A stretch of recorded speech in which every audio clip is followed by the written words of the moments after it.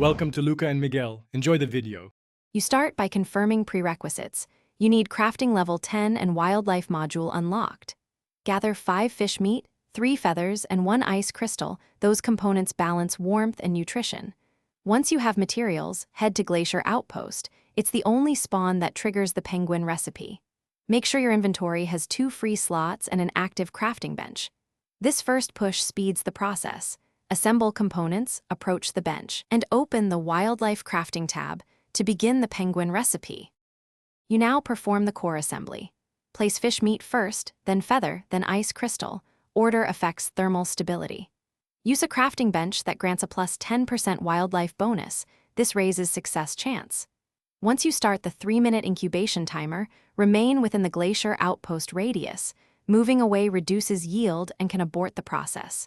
While incubating, monitor the bench UI for progress and keep inventory clear. If you see instability spikes, adjust nearby heat sources you finish by claiming the penguin immediately when incubation ends.